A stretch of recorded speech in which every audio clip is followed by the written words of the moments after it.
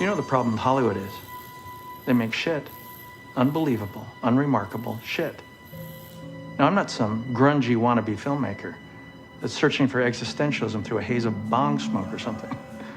No, it's easy to pick apart bad acting, short-sighted directing, and the purely moronic stringing together of words that many of the studios term as prose. No, I'm talking about the lack of realism. Realism. Not a pervasive element in today's modern American cinematic vision. We interrupt this program to bring you a special report.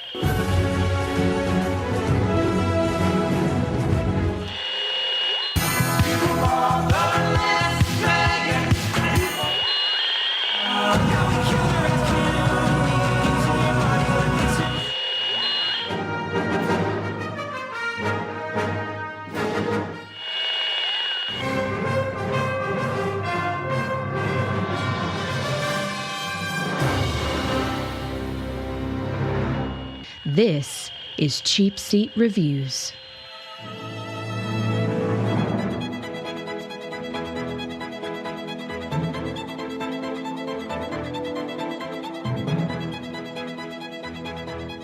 Hello, and thank you for listening to Cheapseat Reviews, the podcast that explores the Hollywood film industry for the greater good. The greater? Good. This is episode 227. I think, actually, is that right? I can't remember. 220 and 7? Yeah, 227.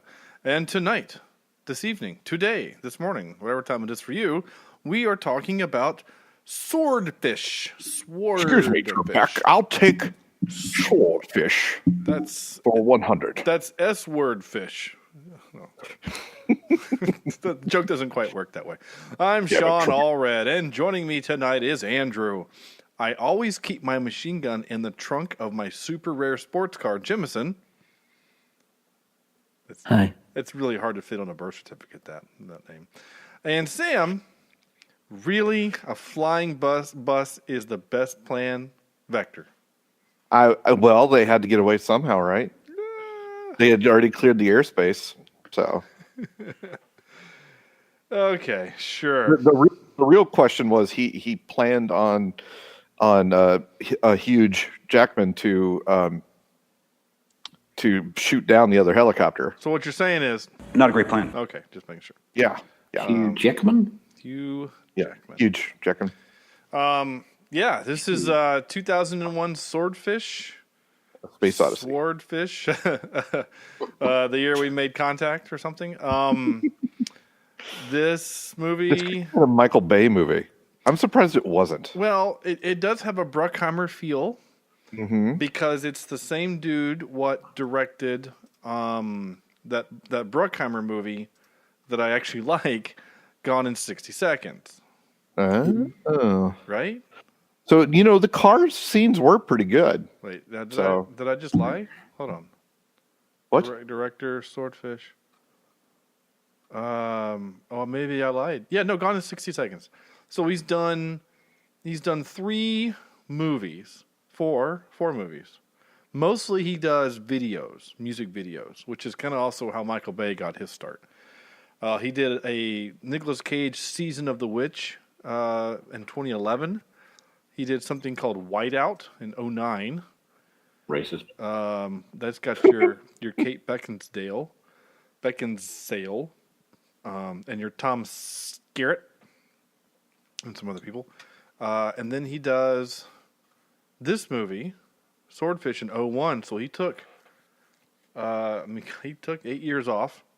And he did Gone in 60 Seconds in 2000. And then before that, it's like, he also did California with a K, in 93 with your Brad Pitt and your Dave Duchovny.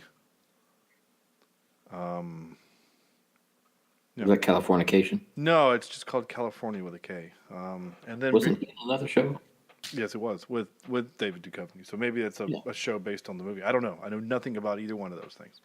And then otherwise he's doing Janet Jackson videos, and The Tin Machine, and Michael Bolton, and Janet Jackson, and Rhythm Nation, and I mean, and a bunch of He sting. did know how to make people look really cool. He does. He knows how to make people look really cool, and I really liked Gone in 60 Seconds also. So there's that. I don't know. I guess because I'm not a car guy, I never really got into it. No, that's fair. I thought that was a movie about premature ejaculation. Yeah. Yeah. Okay. Well, that's fair. Yeah. But he's got 4 films to his name, and really only one of them is good. Actually, I don't 5 movies to his name. I know nothing about California with a K. Yeah. I don't know. No, you liked Your Gone, so I'm guessing that's the one you're saying is good? Yes. Yes. Yes. Okay.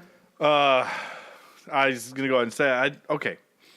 I'll say this, and I guess, Andrew, why don't you do the intro so that we know what in the world is swordfish? I'm not actually talking about a fish, right? We're not doing sport fishing or. This is about boaters of Boston going out there fishing, eh? Yeah, this isn't the sequel to the Perfect Storm or that the other boat movie that we saw with Chris Pine, right? This is What was that one called again? The Longest Hours. not the longest hour, the finest hour. Longest Hours, yeah. Yeah. Anyway, Andrew, if you will. A covert counter-terrorist unit called Black Cell, led by Gabriel Shear, wants the money to help finance their war against international terrorism, but it's all locked away. Gabriel brings in convicted hacker Stanley Jobson to help him. Stanley Jobson, by the way, is a dumb name. Just gonna say. Doesn't that spoil one of the twists of the movie, though? Kind of. Yeah. Right? The movie starts off where you're like, oh man, these guys are terrorists. They're bad people. And then you realize kind of what he was going to use the money for, so you're kind of on their side a little bit, right? So I was thinking about this earlier. Once I realized that this is the same guy that did Gone in 60 Seconds. Gone in 60 Seconds technically is about a bunch of criminals doing bad things because a worse criminal got the advantage over his brother. Right? That's what the movie's about. And at the end of the movie, Nicolas Cage helps out Delroy Lindo, and then there's kind of a handshake, nudge, wink, don't arrest me kind of a thing, and they all walk away. But technically, it's about a bunch of bad guys doing bad things, technically. And so that's what this movie also is, Hugh Jackman is technically, he's a convicted criminal, right? He is a convict, an ex-con. Whether it be righteous or not is kind of this. It's the same concept of Ant-Man, right? It's the hero was arrested for technically doing the right thing, right? And then you've got Travolta, who is willing to kill innocent people for the right thing, in his opinion, including a senator. So that's something that's kind of interesting. I think this idea that Travolta is technically an anti-hero. Yeah. Now he paints himself as an asshole, so that you're okay with the resolution of the movie until the last minute and a half. But for what you think is the resolution of the movie, right? I mean, like you don't really you think that he's dead in the movie, and so you're kind of okay with that idea. Like, yeah, I'm okay with the fact that Jackman shoots him down with a bazooka that we just happen to put on the bus, makes sure that he sees that we have it, knows how to load it, disarm the safety, and shoot without the helicopter crashing and killing hundreds of other people. Okay. So, fine. Whatever. Again, Killing the pilot that he probably hired to get the helicopter. Yeah, I'm assuming that was a drone, I guess. Did we have the capability of having drones in 01? I mean, yeah, he killed some innocent pilot. Well, right? You got to break a few eggs to make an omelet. I guess. So then that means that Hugh Jackman's character is no better than him. That he's willing to kill. I mean, I guess if we're making the assumption that the only person he killed was one of the people that was part of Travolta's crew, right? Like one of the guys that didn't get shot or blown up. He just killed one of his crew. So Travolta's willing to sacrifice his crew for the mission. Yeah. So. But still, Jackman then still kills a dude. So he's, in my opinion, still he's still no better than Travolta in that case. So, yeah, and can we get into a little bit here? Well, we will in just a second, but here's my point. That 10-minute of soliloquy to get to the point that I still kind of had fun watching this Oh yeah, movie. Yeah. you know, and I did too, only because I forgot the twists. Yeah. I completely forgot all the different little things, including the ending, you know, of this thing, and it was fun to relive some of that. Mm-hmm. And it's still, I think, one of the best openings of a movie. I think you're right. As far as a cold opening goes, it's pretty cool. Yeah, very well done. Yeah, it is. The problem only comes with some pretty leaps of what would you call it? Basically, you know, he was very lucky for the plan to work by the end. Oh yeah. I mean, there's so much to chance. Yeah. I mean, number one, did he really even need to shoot the girl? Ginger? Yeah. He needed her to be dead so that Stanley wouldn't try to save her again. Okay. That's why. But again, he didn't actually shoot her. Right? He was a blank. But again, Yeah. he needed Stanley to think she was dead, at least for the short term. And she was really hanging there. Well, I mean, I'm sure there was the same kind of rig that they used to pretend hang the bad guy in.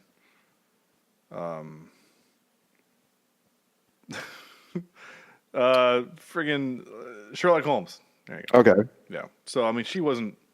And then I apparently he's used a rocket launcher in the past, or a grenade launcher. Like, that's what, it's like, if I picked up, Sam, you hand me your shotgun, I'm going to know how to use it.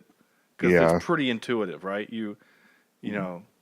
Point and pull the trigger. Point and pull the trigger. It's kind of a point and click kind of a thing. I kind of feel like. There's a little more to those, I think. Yeah. You put because he had to load it. you put the thing He had in the to thing. take it off safety, I'm sure. Yeah. I don't know. Whatever. You know, did it have to kind of already know where it's going in terms of a heat signature? I mean, it's just. What if he missed? I mean, like, your plan is contingent upon him. I mean, I guess the other idea is if they get away in the helicopter, then I guess the contingency still works as if they shoot the helicopter down. Okay. If the police helicopter shows up and then machine guns it down, the plan still works, I guess. It's not as neat and tidy. But. You're right. And it doesn't let Hugh Jackman look like a momentary hero because he won't let this, in his opinion, psycho get away. But he still drops a burning helicopter on a city. I mean, saying like some poor bystander's car did just explode. So I'm just saying. Anyway, whatever. So Sam, you said you wanted to get into it. So let's get into it. What do you want to get into? Well, we kind of talked about it. The leaps of logic that had to happen for some of these things to work seemed pretty far fetched. I understand that certainly the DEA, might have this big slush fund that they could get into, right? But it just, I guess they're taking advantage of people's lack of knowledge of how hacking would work. Yes. And how you'd go about getting it to work. Well, remember, this is 2001, right? So, and they wrote this movie in 2000, right? So Y2K was still on people's minds, right? Like, we were still legitimately afraid that on the stroke of midnight of 2000, planes were going to fall from the sky because we didn't understand computers. That was a thing. People who are listening to this podcast might literally have been born that year and might not know that. But that was a legit fear, is that planes were going to fall from the sky, satellites were going to explode, this International Space Station was going to come back to Earth quicker than they anticipated. I mean, like, seriously, they were afraid that was going to happen. Of course, nothing happened. Mm-hmm. Yeah, at true. all. So they used a bunch of technical jargon that was technically correct, right? Nothing that they said is wrong. It's just the way they said it was wrong. Does that make sense? Yeah. If I said something like, I have a floppy disk, that is a term. And I'm going to stick the floppy disk in the S drive. Okay, an S drive is a thing, but you can't insert it. You know what I'm saying? Like, really work that way. Yeah. Yeah. Although, here's a big question. And let me ask you this. I equated the hacking session that they showed Hugh Jackman doing to Dancing Spider-Man 3. Yeah. Okay. That to me was the silliest, stupidest thing in the whole movie. The only thing I liked was the music. I kind of liked that, like weird. Dude, that was horrible. Oh no, it's not good. Didn't you say he did music videos? What were you saying, Andrew? I said, didn't you say he did music videos? Yeah, he did. Yeah. You could tell. Yeah, I mean it's okay. Again, you're not wrong. The music kind of sucks, but I kind of dug it for whatever reason. I don't know why. I just kind of did. So anyway, whatever. Because it was kind of jazzy and kind of something else. I don't know. Anyway. Yeah, but the tech is bad, and I always use this movie. Pretty soon you'll be on a yacht with your daughter. What's happening? Good life, bonbons. Why are you talking, Travolta? So let me ask you this: Yeah. if he would have gone along with him, would he have gotten that money and the yacht? I mean, would he have been a wealthy man, or would he have been a casualty? What do you mean? You're saying like would he have killed Hugh Jackman if he didn't get the money? Mm-hmm. No. Basically, Hugh Jackman was going to get paid for this, right? The $10 million or something. So, if he would have just walked out there, would he have still gotten that money? Does that make sense? Yeah, I think so. Yeah, I mean, but they know that the whole point was to get their hooks into him, to get him on the hook, and the daughter was the key, and then eventually murdering the mother so that he he had to do it, right? Like because they knew he had his daughter. By the way, here we go.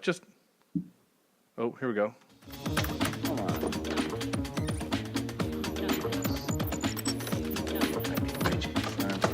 You don't like that? Please. No. No? Okay, that's fine.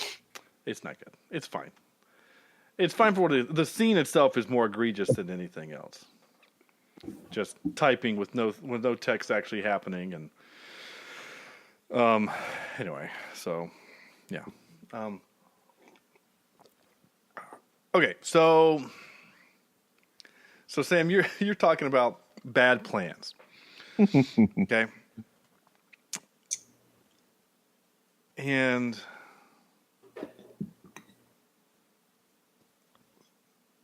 I'm trying to think here how to put this. So basically, here's the way I feel like. So like they're the first hacker that they hire, right? The French dude, who's a total douche. He was really dumb for a smart hacker guy trying to punch his way out of the airport. Not a really good idea, right? So anyway, they bring over Hugh Jackman, right? And so they go to this club, and Travolta sits down at the table, and all these women come in here. And so at some point between the scene where we see him sitting down with all these attractive women and Ginger bringing Hugh Jackman over, he has to literally have this conversation. Go, okay, guys, this is what's going to happen. I'm going to bring a dude in here, right? A couple of my guys here are going to have guns. It's fine. None of them are loaded. Don't be freaked out, okay? Who wants to give a BJ? You? Heidi, you want to do it? Great, okay. So I need you to give this guy, who you've never met, a BJ while he's typing the computer. Don't worry. I know it's going to be a little awkward for you. I need you to do it, okay? So just do your thing. Seem who else wants to hug on him? You guys. Oh, how about you two make out over there to do it? Okay, cool. All right. We all good? All right, now just pretend like we didn't say anything, and I'm just going to snap my fingers, and you guys are going to know what to do. Okay, cool. All right, ready? Break. Okay, like, those are the conversations I actually want to see movies show us, because it would be so dumb and awkward. Anyway. Okay, anyway. I did laugh that this movie had more Matrix moments than I realized. You got the slow-mo Matrix cam with the explosion at the beginning of the movie, which was still really cool how they did that. They also use the same cell phones. You push the button and it clicks down, it shoots down. That's the Matrix cell phone, right? Mm-hmm. You have a hacker and a club with techno. So we had a lot of the same Matrix stuff happening. So that's kind of cool. Anyway. Oh, Helga. Sorry, not Heidi. Helga was her name. Anyway, sorry, I wrote that down. Did you guys find it weird that the tech guy is talking about his wife's porn, and he literally pulls a VHS tape out and is like, "You want to see some?" Like, did that bother anyone else? It was a little off-putting. Yeah. Like, did they just casually put a joke in the fact that this guy who is a government official, like a cop, basically, he's a cop, right? He just keeps porn on tape nearby his office? That's gross. I mean, Don Cheadle should have slapped him upside the head, like, dude, this is an office. What's wrong with you? I actually made the joke the other day. Another teacher was using my classroom, and I walk in my classroom to get something from my office, and my office door is open, and some of her students are going through my desk. And I jokingly said, "Well, I'm glad I took my porn home last night." Oh, God. To the students? To the teacher, not to the To the teacher. Okay. Nice. I don't think I could say that to the kids. Is there any sense of privacy in public teaching? No. Well, obviously not, because Andrew sent me a Snapchat from one of his students the other day. I get this Snapchat, and I'm like, "Oh, Andrew sent me a snap. That's not very often." I hit the button, and it's this random teenage girl, and I'm like, "Oh," and then it says, "Mr. Jemison shouldn't leave his phone unlocked in his office." And I'm like, Oh, Andrew. Yeah, I know. Oh, dear Lord. Lesson learned, right? I learned that lesson the hard way. Stuart, a friend of the show, who's been on a long time ago, but he's helped out with the show. His daughter, when I worked at the church with him, she got a hold of my phone, my iPhone, and took every application, because I have my phone's got a bunch of folders in it. I like to have all my apps in folders. I mean, I have about 12 folders on my front page, and each folder has at least 6 apps.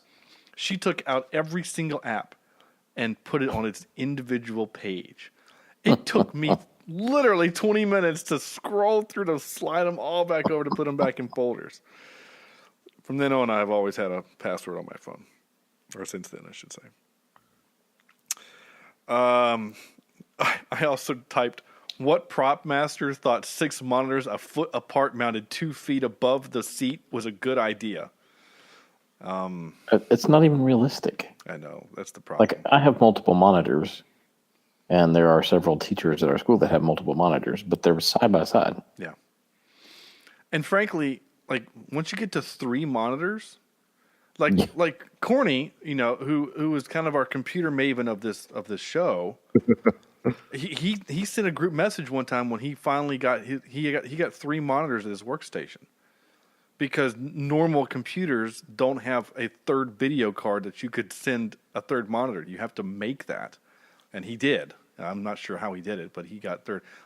So I'm okay with having 6 monitors for the computer. I'm fine with that. But they wouldn't be a foot apart. Like, he wouldn't do that. It's so dumb. I forgot how. And the computer monitors are different sizes. Why wouldn't they all be the same size? Like, there was 2 that were small, and then 3 that were big, and then 1 that was like a circle. It was very strange. Not really. But Well, I mean, I know I have 2 monitors at work. One's bigger than the other. Because you're a government employee. You're just happy to have 2 monitors. That's true. Like, I'm saying, like, I could never go back to 1, though. I'll tell you that much. well, yeah, no, I mean, and when I have a laptop and my Mac Mini as my desktop, and my monitor for my Mac Mini is literally just a TV. It was just a small 27-inch flat screen that I bought off Craigslist for $10. But whenever I'm doing video editing, I use the second screen option on my laptop. So, I mean, I'm using my laptop small screen, my 13-inch screen, and then this 27-inch screen. So, again, I'm okay with that idea. But this is like the guy who has all the money in the world, who bought the latest thing, blah, blah, blah, blah, blah. And, like, they should all be the same. It's just dumb. It's really Yeah, you think if you'd buy en masse, you're going to buy 5 of the same. Yeah. You know, you're not just going to go, oh, I want this one, and oh, this one's going to be neat. Oh, this one is interesting. The one thing that the one tech trope or hacker trope that they didn't do, and I'm glad that they didn't, was when they Clipping in. When they what? You know, when they clip in, they like. Oh, they no. take a code and for the telephones. That's usually what they'll do. No, I'm okay with that one. That's not because that's kind of how that actually works. Kind of.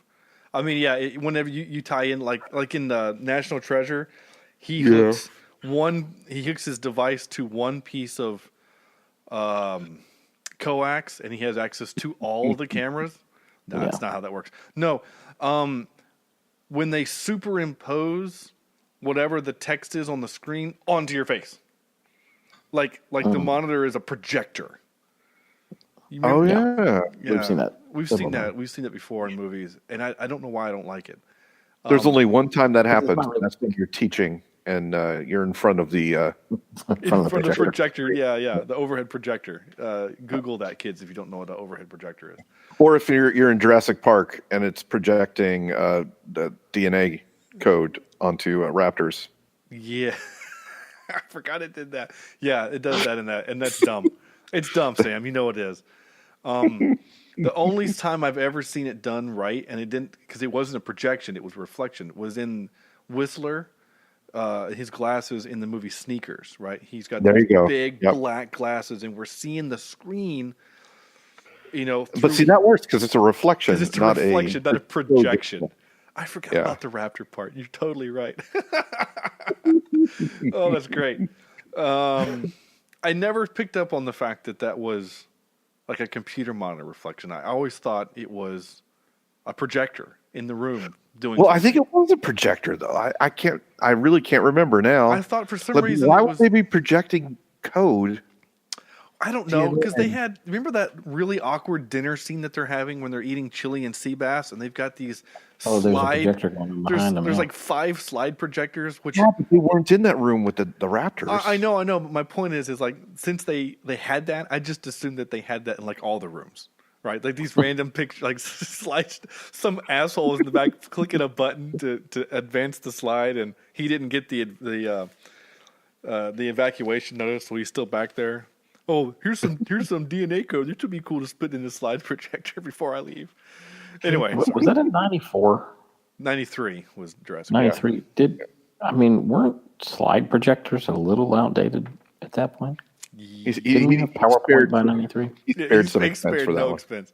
I mean, they might not actually have been slide. No, they were slide projectors. They were slide because you can hear them clicking. Yeah, they weren't like projectors hooked to a computer. Because even when I watched that for the first time back when I was in elementary school, I thought, I haven't seen a slide projector, and my grandparents. Okay, here's. Let me see if I can figure out how old you guys are. Did you in elementary school, when you were in history or something like that, did you have the old not projectors? Film projector? It was a slide projector that it would ding, and you'd have to turn the slide to the next one. No. Slide.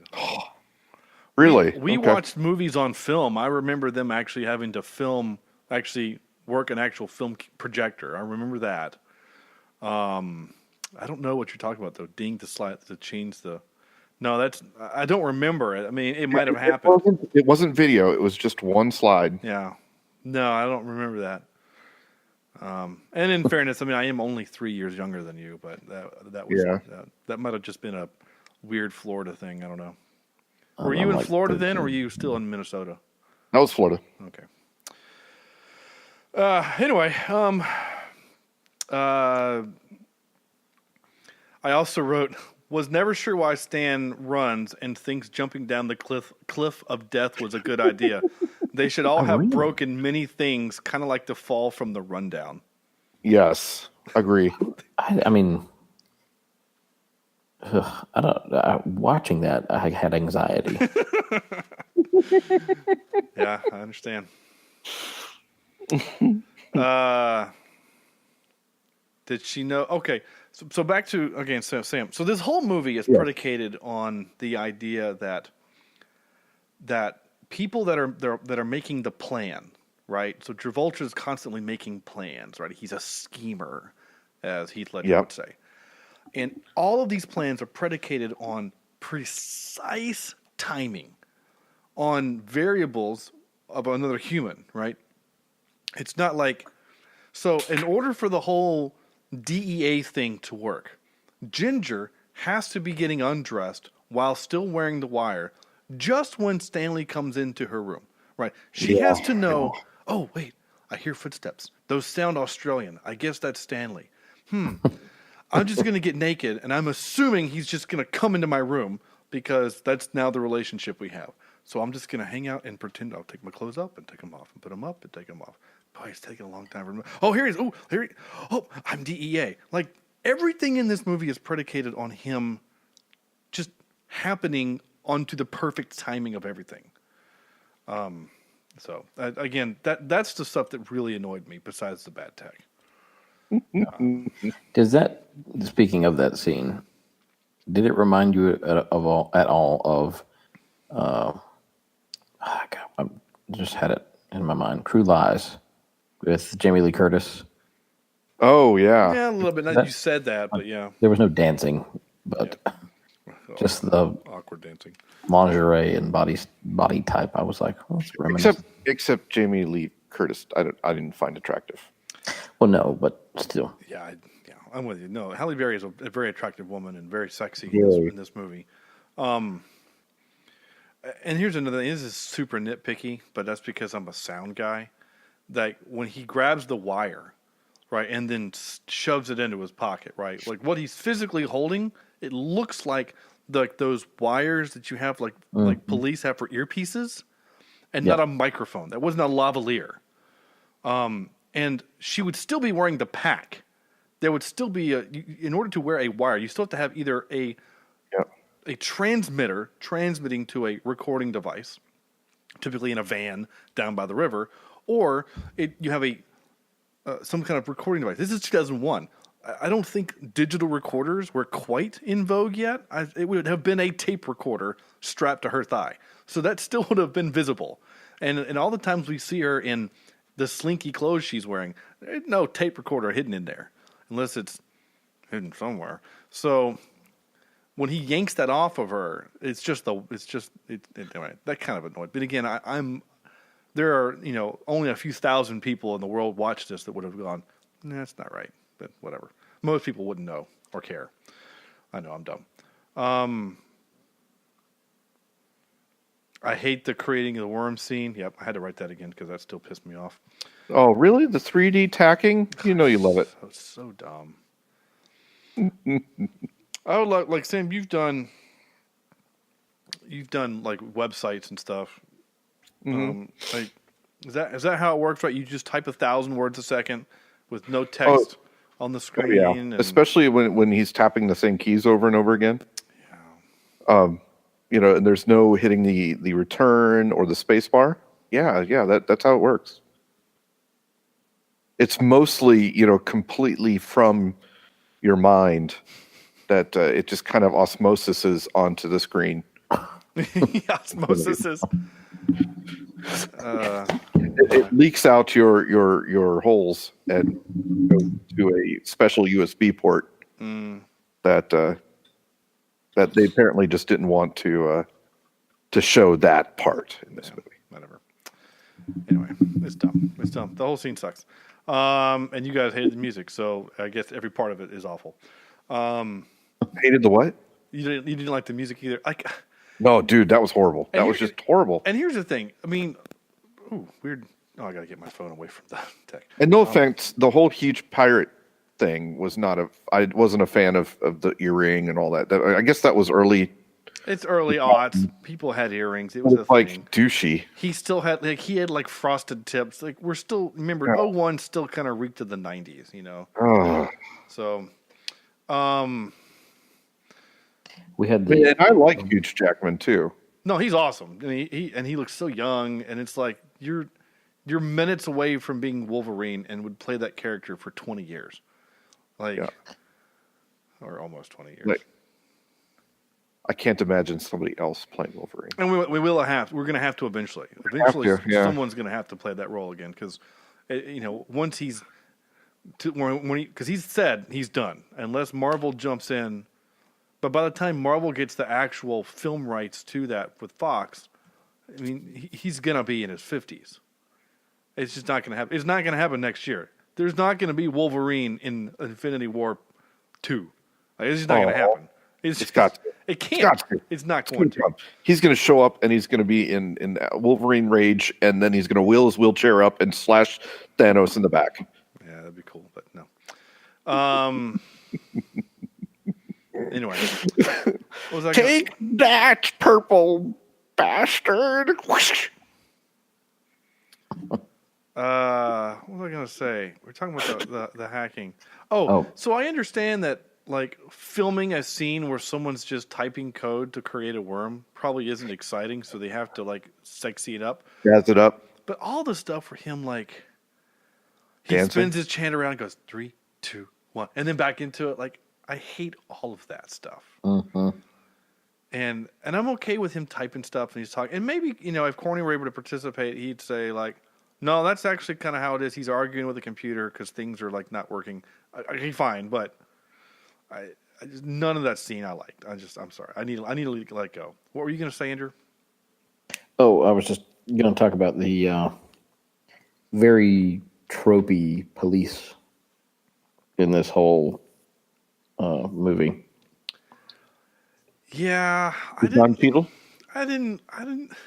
I know we're kind of sensitive to police and their antics. In 2018. By the way, the opening scene would never happen. No. Well, no. I mean, The police like that. They immediately when they said stand down, they'd be done. They'd be back. yeah.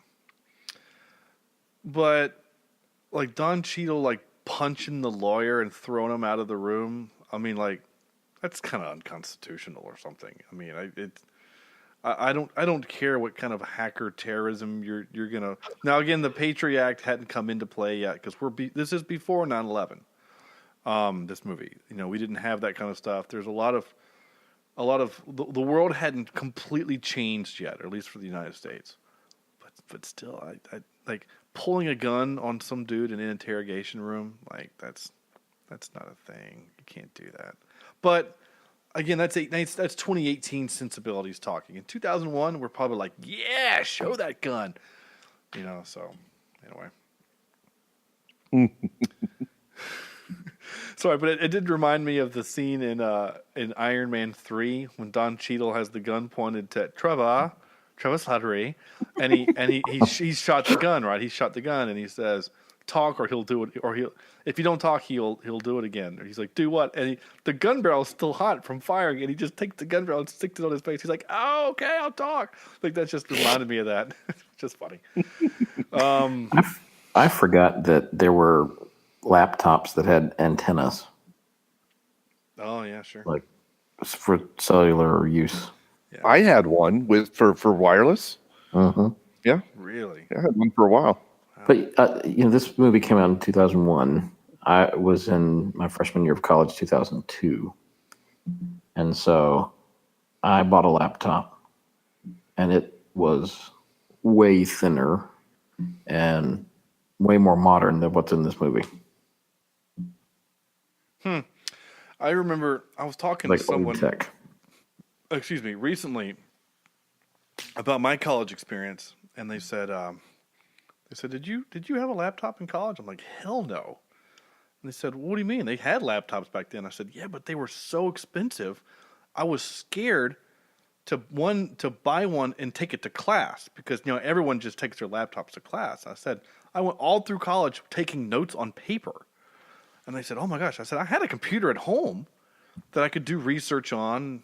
I mean, even my freshman and sophomore year, I lived on campus. It was a dial-up line. There was no high-speed internet in the dorms. It was dial-up. I had AOL for the first 2 years on campus. And then when I moved off campus, I paid to have a quote-unquote high-speed line put in that probably got max 5 meg down probably. It was slow. Maybe 10, but it didn't matter because we weren't downloading content that was big. You know what I'm Right. saying? We weren't streaming videos. We were looking at Word docs and pictures. And that was good enough. I mean, even online gaming was at its infancy then, but we didn't participate in that. I mean, playing GoldenEye on one 27-inch TV was good enough for us for multiplayer. Playing Melee on the GameCube on my 32-inch TV, that was it, man. That was cool. Especially, Sam, when you rented the game room, or you rented one of the not the game room, but you rented one of those rooms in the student union. And we put Brawl on one screen. This was a VGA projector. Giant projector.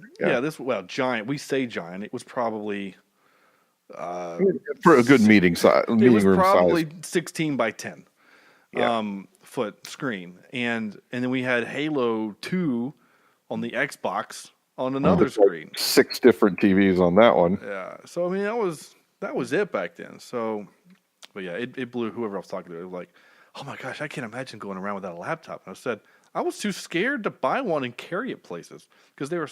I mean, yeah, a MacBook Pro now costs $1,500, but you buy AppleCare for it and you drop it, whatever, you know. Or it depends also what school you go to. If you go to High Point University, where my mom taught, they give you a laptop. Oh, I dropped it. Okay, back it up. Send it. We'll just take all the data. We'll dump it to this computer. Here you go. But you also pay $30,000 a year to go there. So anyway, what else was I going to say? I did like his analogy about the dog, but you have to make sure that you don't miss trying to kill the dog. I love the car chase, but having a truck blow up at the end was a bit much. I thought that was real Explodium. dumb. Explodium, yeah. I did like the fact, though. I do have one question for you. Yeah. They must have had an extra person bomb to put in the car of the senator's assistant. Yeah. They would. Otherwise, why would you put the ball bearings in there? I think that was kind of weird. I mean, unless we have to show that that's his MO, right? Is that he's going for mass casualties.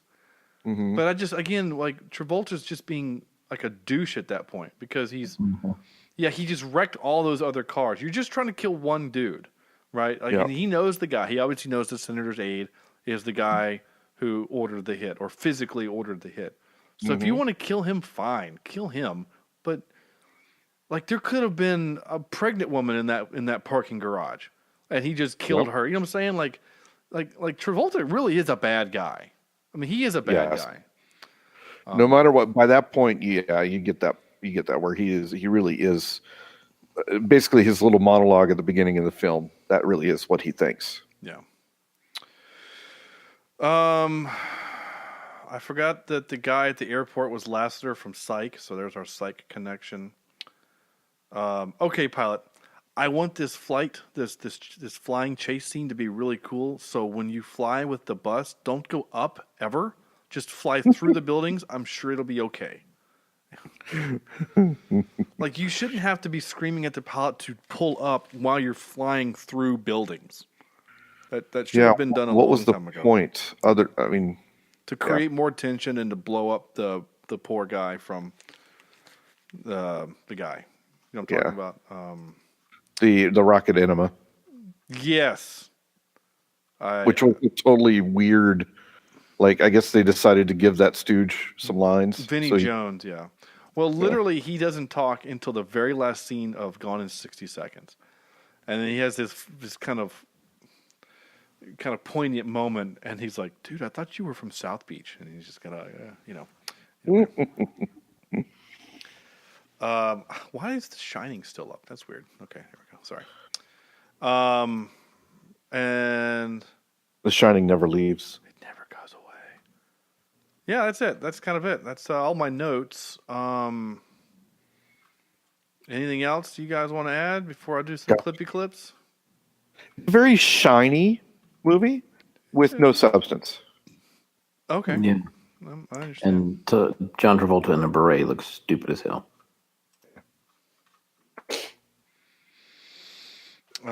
Yeah. I did laugh. I did like the intro that I played, the intro of the movie. That it's like he's making fun of, Hollywood making crap, and I'm like, you don't have to look too far. So anyway, I almost feel like I should find a way to put that into the new intro. Like if I was going to create a new intro for this podcast, like literally to have the first line of the thing be, You know the problem with Hollywood is? They make shit. just have that somewhere. I don't know. That might be mean. I don't know. Yeah. So ready for some clippy clips? Do it. Let's do what do they say. Okay. Number one. Oh, this. So Sam, you've done websites before. You have some. I would consider a pretty rudimentary to moderate level of computing, networking, and things. Yeah. And I would say I'm because of website work. It's just because I've ran an office and I had to network all the computers in it myself. And running a small business, you kind of put that hat on a little bit. So when she says this line, I literally facepalmed. Okay, so here you go. This is not just a multi-screen system. It has a DS3 connection, which allows us to access 7 different networks simultaneously. 7 different networks? What does that mean? 7 networks? That's not a thing. That's so dumb. You can't access 7 networks. Yeah, that's some stupid crap. That's what I'm talking about. That a network is a thing, right? And yeah, unless you have 7, say 7 small businesses within one building, you'd be able to hook into each one of those. But that's only if they were all sharing the same trunk line. Yeah, so that's kind of dumb. So because even, the internet is a network that hooks into billions of networks. So it's like it makes no sense. It makes no sense. Now, if you would have specified, this, secure networks, or it still doesn't work. DOJ networks, or something secure, I could understand. It's still a dumb, and it's a DS3 line. Ooh. What is a DS3 line? Is that a thing? I've heard of a direct server. Is that what that is? I don't know. Direct server. Yeah, I think it is. I think we're just I think that's old jargon. I don't even know what the new stuff is now. But it's like that's like what you get to your house now. I just found out that pretty soon that the internet protocol, we're going to IP6. I just found that out that we're going to by 2020 we're going to IP6. The world's gonna stop. Well, it's because they've run out of IP addresses. They're running out, and so when we go to IP6, we have all our Internet of Things. Yeah, exactly. Because when people have a light bulb that has its own IP, we're literally running out of space on the IP. So anyway, I forgot that they worked together. Him and Vinnie Jones were in that bad X-Men movie together. I forgot about that. So there's actually a lot of X-Men. A lot of X-Men kind of references. You got your Travolta. Not Travolta. You got Hugh Jackman. You got who? What? Halle Berry. Well, you got a lot of Marvel connections because he was in that Punisher movie that we watched. Mm-hmm. You got Don Cheadle as yeah, I forgot about that. You got your Don Cheadle. You got Halle Berry. You've got. There's a bunch of Marvel connections here. I tell you, Marvel's it's kind of like the new Kevin Bacon. Oh, how many steps away from Marvel are you? Yeah, pretty soon it's just going to be one. Yeah, really. It's going to be one. I worked with such and such, and of course they were in a Marvel movie. I haven't watched Daredevil season 3 yet. Dude, I'm on the last episode and I'm loving it. Finished it. Don't ruin it. I'm very much excited about this last I have episode. to find out, is there any reference at all to the Thanos snap? No. Don't they have to address it at some point? You would think so. Like, I guess so eventually, but it might not. I mean, we might not be to that point yet.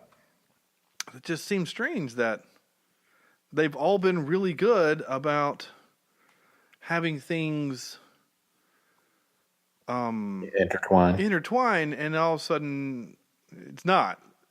I will say I did appreciate. There was one quote in there.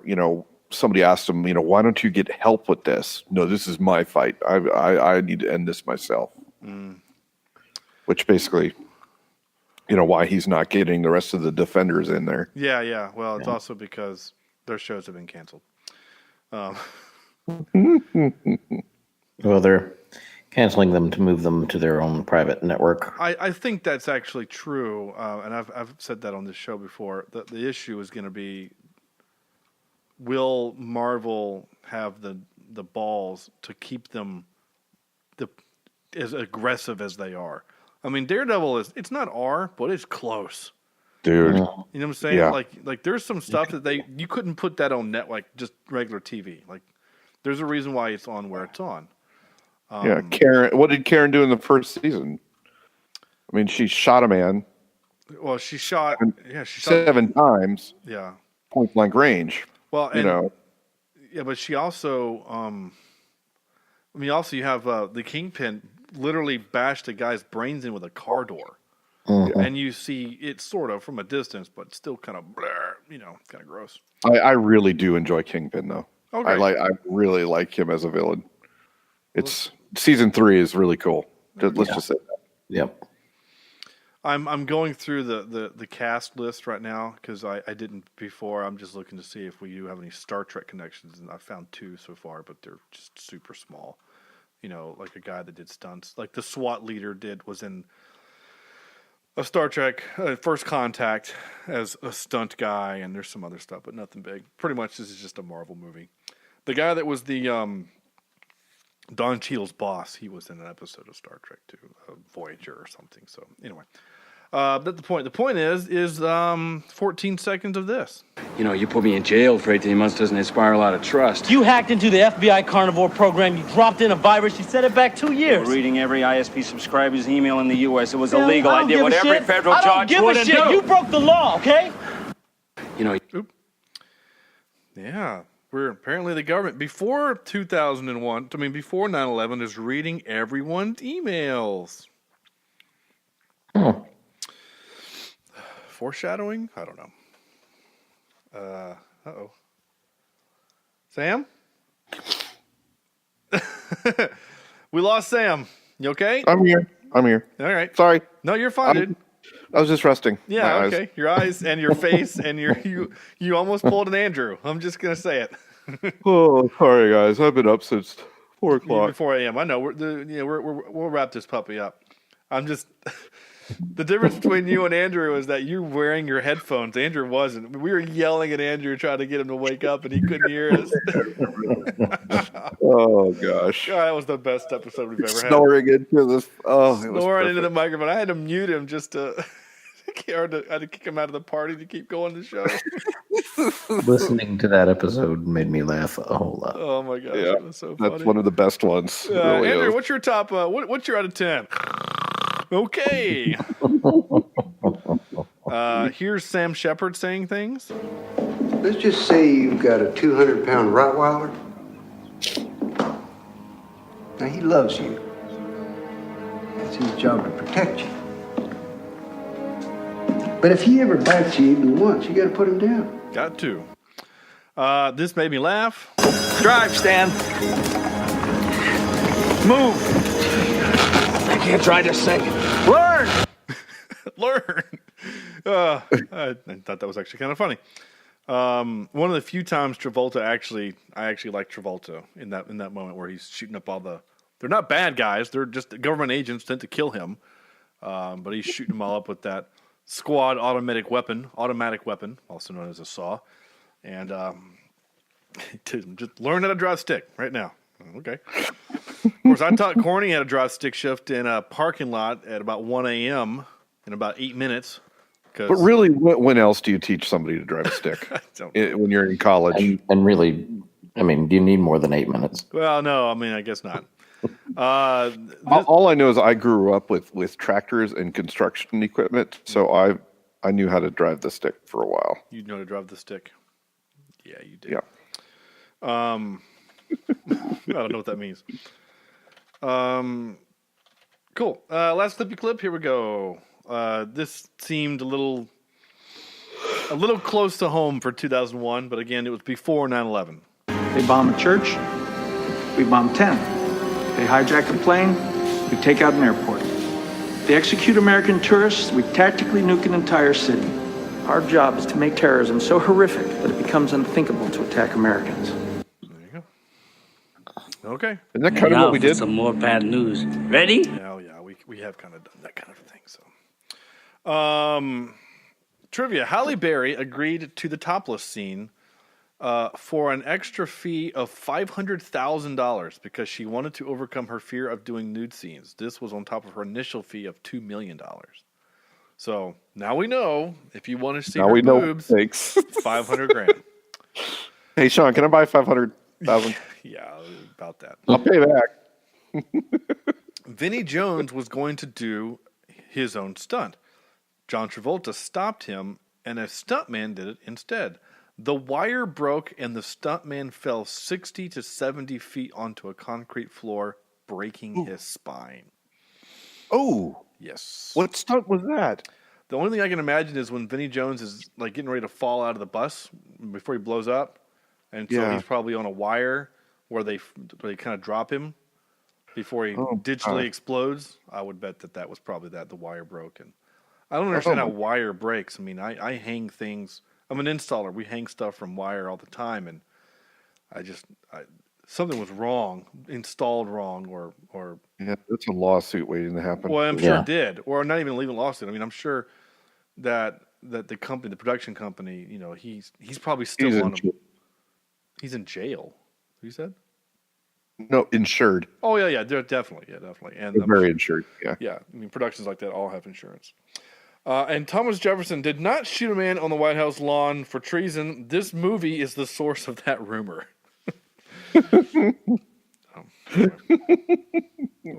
That's how this crap gets started, Mr. Trump. That's right. Mr. Excuse me while I whip this out. Wouldn't that be great if he watched this movie on some weird Saturday night and then he quoted it in one of his speeches? He's talking about Hillary trying to put her in jail for treason. And he says, Thomas Jefferson once shot a man for treason on the White House lawn. And you know what? That could happen. I could see it. I could totally see it. Anyway, we just lost all the Trump support. Anyway, top 3. We decided to do movies that have really cool slow motion explosions. Andrew, Explodium. I have an honorable mention. All right. Of The Interview with Kim Jong-il, or whichever one, getting slowly blown up. Yeah. I forgot about that movie. That's been a long time. That was a fun one. Number 3, Independence Day. Sure. Very nice. White House. Number 2, Rogue One, as they destroy Jeddah with the Death Star.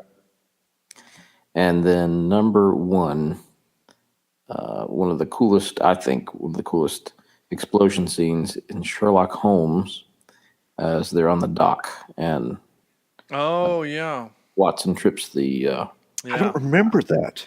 Yeah, I forgot about that. Yeah, I'll have to check that out. Yeah, is the first one? Yeah, it's the first one. Watson trips the thing, and he turns back and says no, and then it's like a slow series of explosions while Holmes tries to go back to save Irene. So is he saying, "Come on, Irene"? Come on, Irene. Let's not get blown up this time. No, he's not saying that. Sam.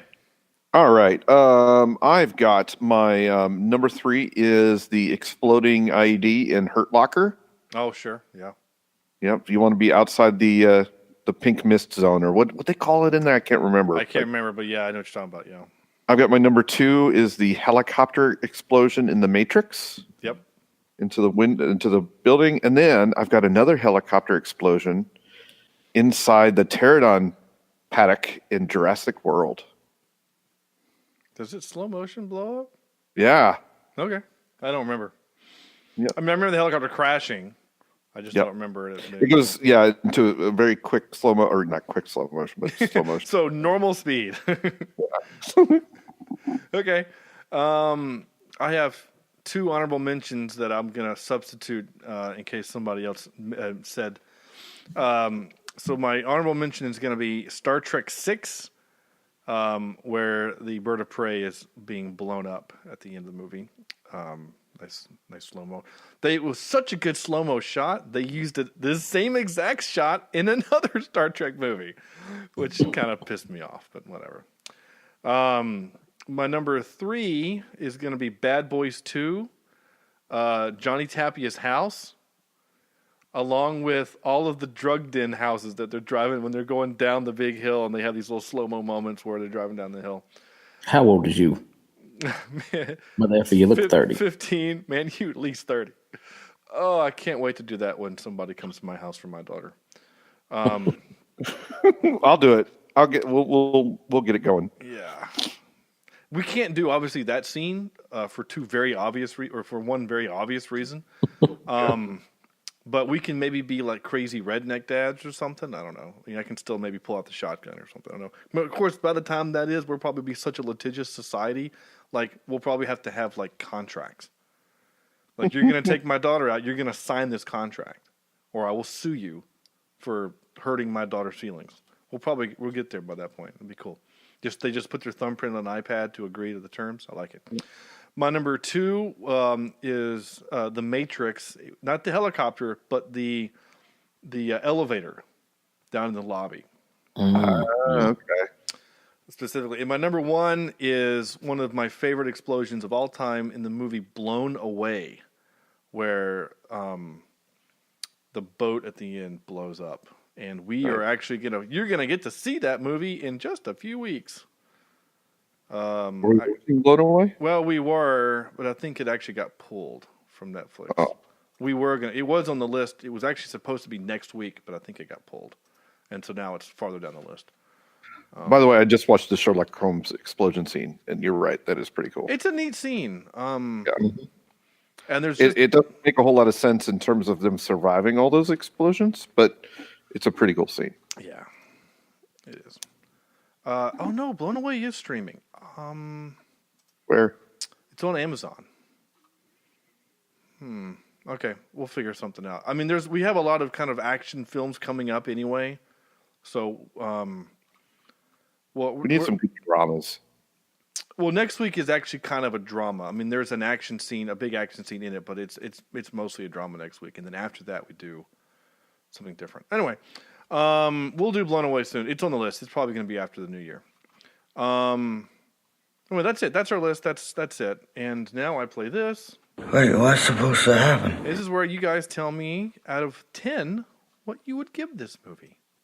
Andrew, what would you give this movie? I would have to give this movie somewhere right down the middle because I didn't enjoy it enough to watch it again. And my rule of did it keep my attention? Ish. I watched about half of it and then got tired and went to sleep and then finished it the next day. So that's what Sam's doing with this podcast. I'm awake. I'm just resting my eyes. So I'm going to give this a 5. Okay. Just a 5. Just a 5. Sam? I'm going to give this movie 3 points for each booby. So 6. I'm going to give it a solid 6. I think it's okay. It's like I said, it's very flashy. It's fun to turn your brain off to watch, but golly, there's nothing underneath. It's just kind of like it's topless or something. I don't know. Okay. I'm with you. I'm trying to think. So the last movie that I did that I'm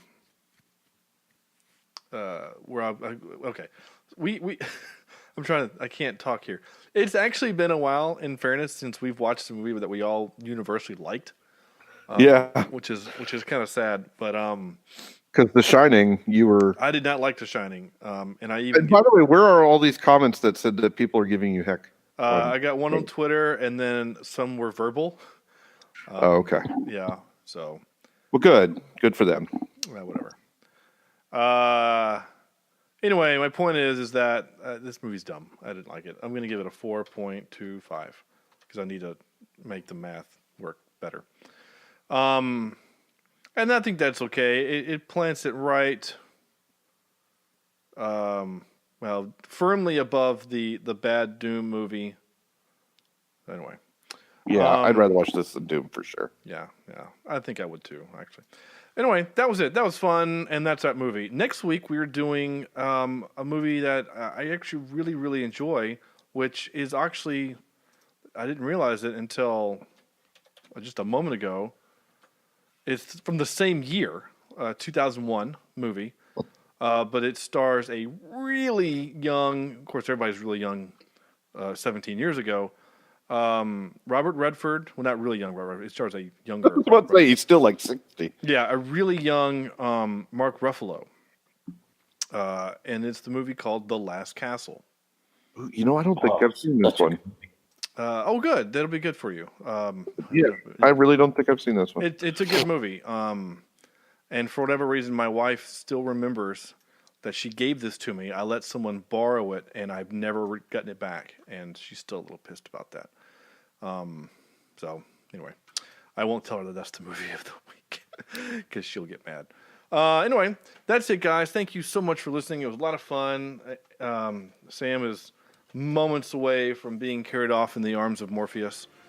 So No, red pill, please. Yeah, no, wrong Morpheus. Though there's a reason why his code name is Morpheus. That's because of dreams and stuff. He's the Greek god of sleep. Anyway, not the point. The point is that we are Cheapseat Reviews, and you may find us on Facebook at facebook.com/Cheapseat Reviews, and of course on Twitter at CheapseatCast. I'm not even gonna pimp our Anchor app because I haven't uploaded anything from that in 2 months because I suck. I just don't have time, even though I've watched stuff. Do your review of Hunter Killer. I should do the review of Hunter Killer. Spoiler alert, I really liked it. Anyway, please send us your emails to cheapseatreviews@gmail.com. And For God's sake, send them to Opie. Whatever, it's fine. I don't care. It would make your day. It really would. It would make my day. It would make me genuinely happy. But I'm still pretty... I'm just happy that we actually get feedback through Twitter. Other means, yeah. Yeah, we do get some feedback through Twitter, and when people who've listened to the show physically text me and say you suck, I'm okay with that too.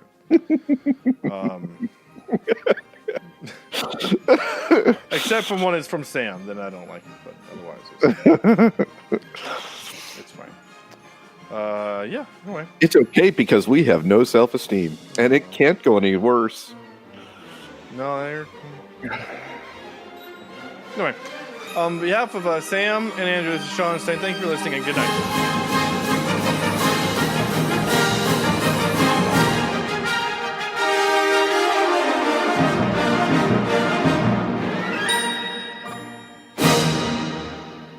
Happy 3D hacking.